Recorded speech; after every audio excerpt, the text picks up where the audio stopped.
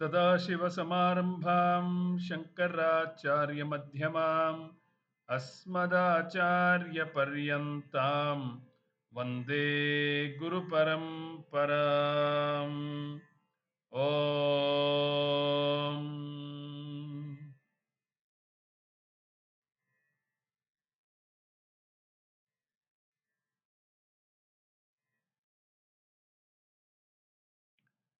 Namaste, all of you. Welcome back to our continuing study of Shrimad Bhagawad Geetha from the pages of Poojya Swamiji's, Poojya Swami Dayananda Saraswati's Geetha home study course.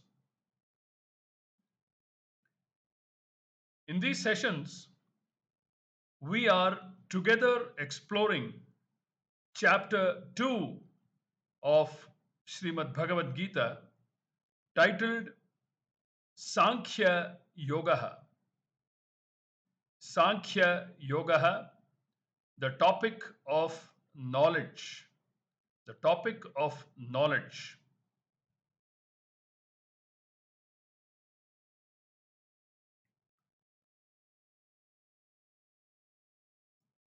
We must recollect that the Gita Shastra is primarily meant to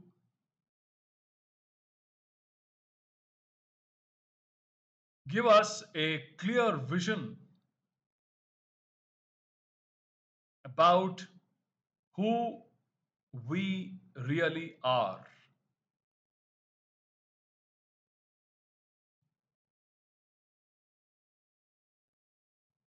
What is this life all about?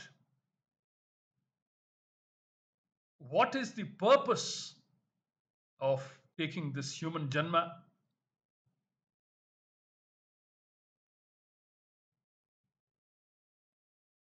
How have we achieved this human janma?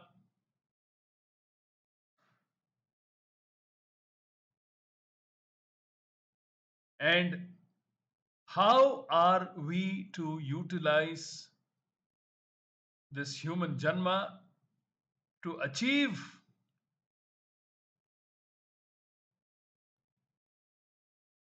the highest purushartha, namely moksha purushartha, as designed or as envisioned by our Vedas? What are the steps to be taken? What are the instructions to be followed?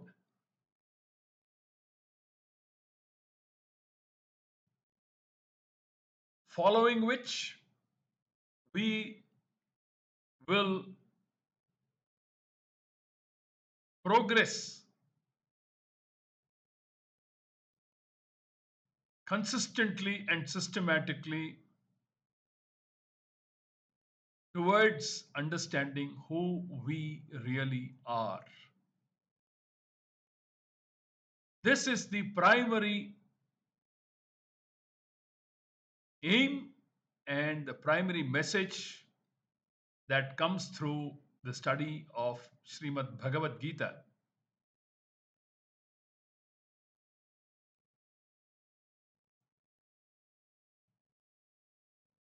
We must also recollect that the Bhagavad Gita is not an independent Shastra. The teachings of the Bhagavad Gita find their basis in the primary sources of knowledge, namely our Upanishads.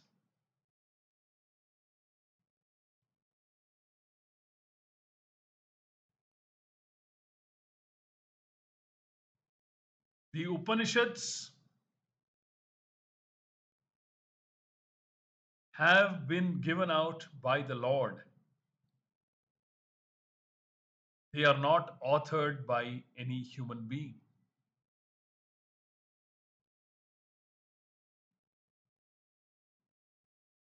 Among the countless acharyas that have been coming down in this lineage of the Guru Sishya Parampara, Krishna, Lord Krishna, is one of the acharyas who has not created this teaching, but is one of the acharyas who has given an impetus to this teaching.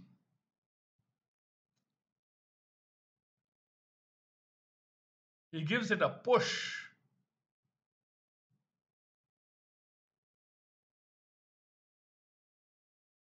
He helps in accelerating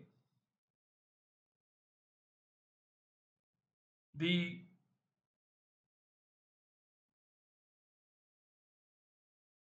force of these teachings. These teachings are time tested and time immemorial.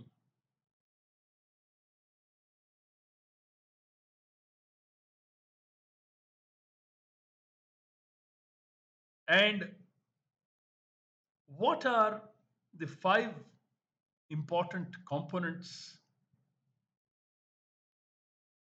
or the steps that one needs to take to understand one's real self?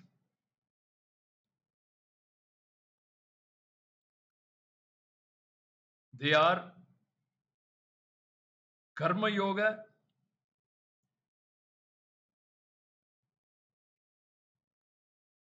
a scheme envisioned by the Vedas to help us perform proper actions that will accelerate our spiritual growth.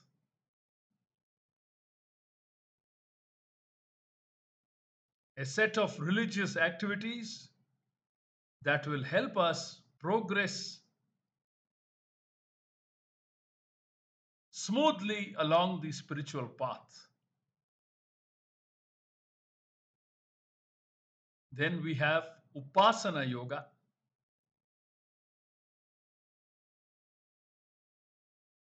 that helps us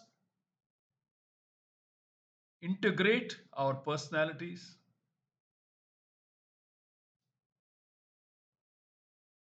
direct our minds properly, and invoke Ishvara's grace for the work that needs to be done on the spiritual path.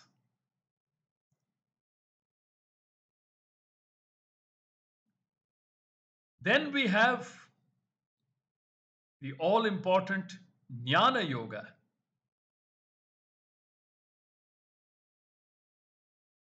which consists of Shravanam, Mananam, and Nididhyasanam.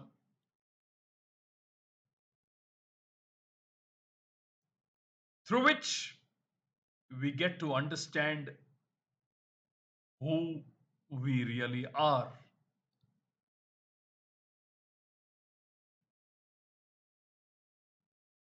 Then we have Bhakti. Bhakti, the atmosphere, the common environment in which Karma Yoga, Upasana Yoga, and Jnana Yoga thrive. Bhakti is the bhavana, is the attitude towards Ishvara. This is the fourth step that needs to be taken. Not really taken, but it should be part and parcel of our day to day activities. And the fifth An equally important step is cultivating sadgunaha. Sadgunaha, meaning sound ethical values. Sound ethical values that help promote a Shuddha Antahkaranam. Prepare this Antahkaranam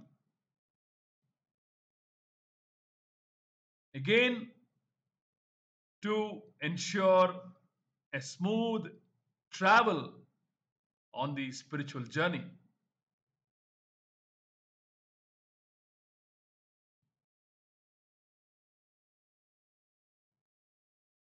Karma Yoga, Upasana Yoga, Jnana Yoga, Bhakti, and Sadgunaha.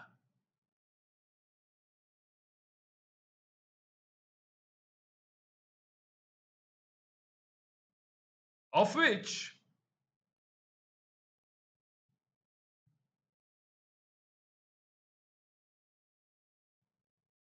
four of the five steps that need to be taken act as supportive sadhanas, and one of them serves as the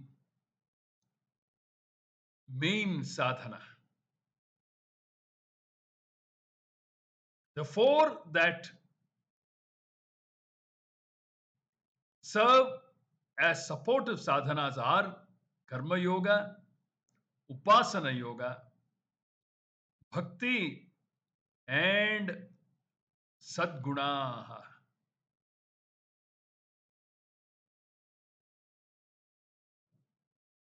And the main sadhana is Jnana Yoga. The four are called Sahakari Sadhanani, and Jnana Yoga is called Sakshat Sadhanam. Sahakari means supportive, Sakshat means main.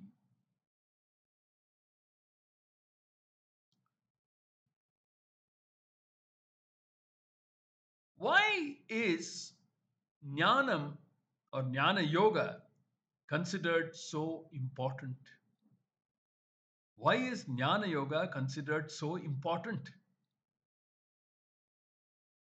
Because as we studied in the first chapter and a few shlokas in the second chapter,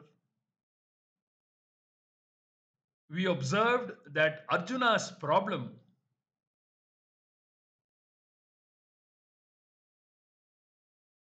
was one of self ignorance, was one of ignorance, self ignorance.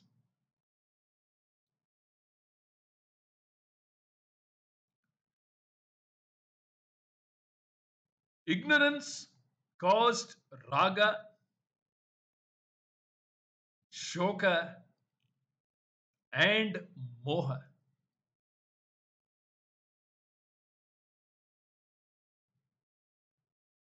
Self ignorance leads to ahankara, mamakara,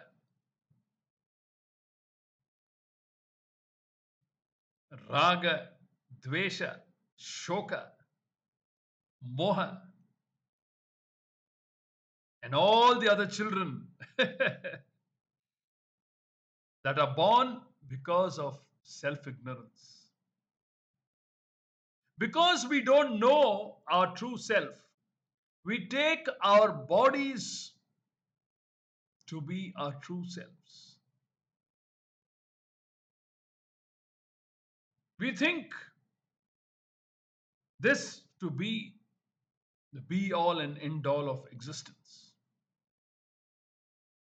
We take our minds, we take our intellects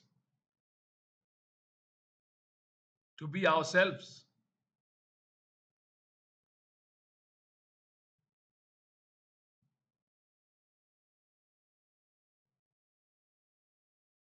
Adi Shankaracharya in the Atma Bodha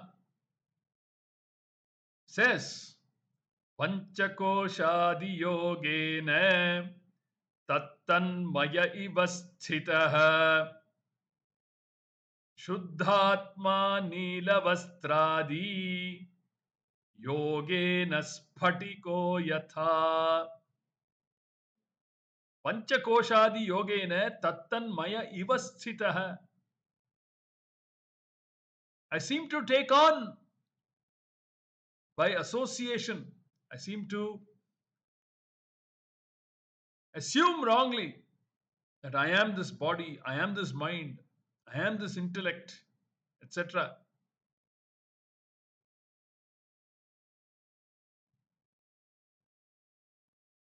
And it is because of this that all our problems arise due to wrong conclusions that we derive, that result out of this wrong understanding, out of ignorance of who we really are. The fact that we aren't our bodies, we aren't our minds, etc.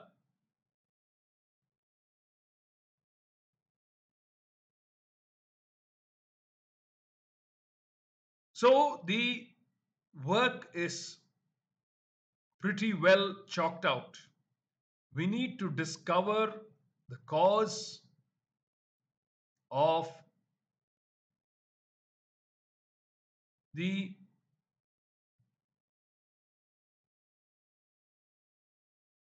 samsaric problems that we are going through and rectify our understanding about ourselves. One needs to subject oneself to a systematic educational program. Nothing short of it. It doesn't happen overnight. One has to stay with it for days and months and weeks and years and decades, maybe even janmas, but it is worth the while.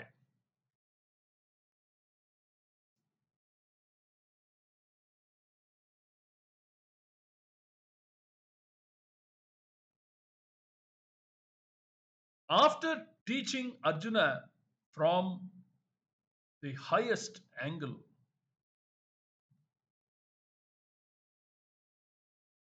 giving him Atma Vidya, Krishna, in this important 47th shloka, is educating Arjuna and all of us about Karma Yoga, which is the first step that needs to be taken.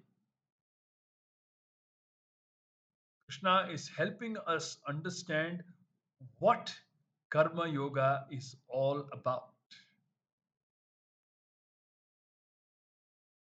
We will continue our study about this important shloka and try to understand not only in this shloka but in the following a couple of more shlokas what the essence of Karma Yoga is. It is so important that even at the level of Karma Yoga, we gain quite an amount of insights into how to take our life forward on the spiritual path, which we will do in the upcoming capsules. Hari Om.